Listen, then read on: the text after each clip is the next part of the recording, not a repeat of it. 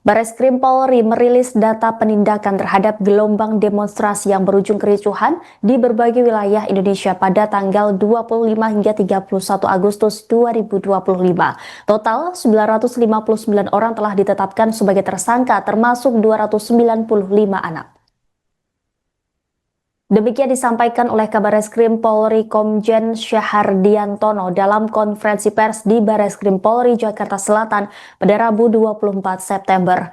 Aksi demonstrasi yang awalnya dipicu oleh penolakan terhadap rencana kenaikan gaji dan tunjangan anggota DPR RI dan tuntutan pembubaran parlemen berubah menjadi gelombang kemarahan publik setelah pengemudi ojek online Afan Kurniawan meninggal dunia di Pejompongan Jakarta Pusat pada 28 Agustus lalu. Peristiwa itu memicu eskalasi protes yang meluas ke berbagai daerah. Di sejumlah kota, demonstrasi berubah menjadi bentrokan antara massa dan aparat. Kericuhan disertai aksi anarkis berupa perusakan dan pembakaran fasilitas publik termasuk gedung DPRD, kantor kepolisian, dan kendaraan dinas. Bahkan kemarahan massa berujung pada penjarahan rumah sejumlah anggota DPR RI dan Menteri Keuangan Sri Mulyani. Massa yang terdiri dari pelajar, pekerja, informal, dan warga sipil turun ke jalan dengan tuntutan keadilan dan reformasi. Sementara aparat berupaya membubarkan kerumunan dengan gas air mata dan water cannon. Dari 295 anak yang ditetapkan sebagai tersangka, tidak semuanya diproses hukum. Penyidik memberikan diversi terhadap 68 anak yang terbukti melakukan tindak pidana. Diversi merupakan mekanisme penyelesaian perkara dan di luar proses peradilan sesuai dengan UU Sistem Peradilan Pidana Anak.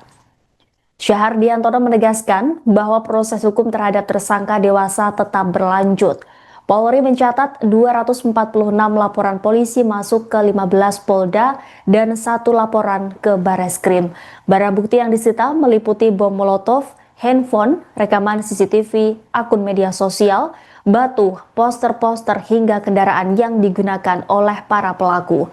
Para tersangka dijerat dengan berbagai pasal sesuai jenis tindak pidana yang dilakukan, termasuk pasal 160, 161, 170, 187, 351, dan 406 KUHP.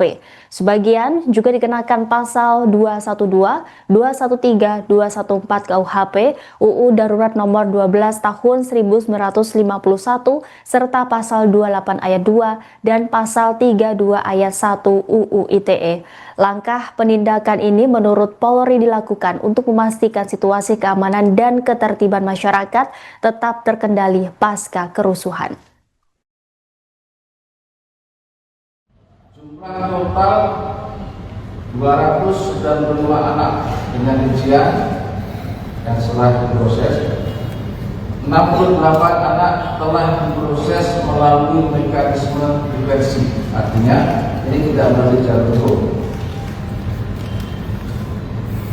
Berikutnya 56 anak telah tahap 2. Tahap 2 berarti sudah selesai, sudah diserahkan kepada Jaksa Penuntut Umum.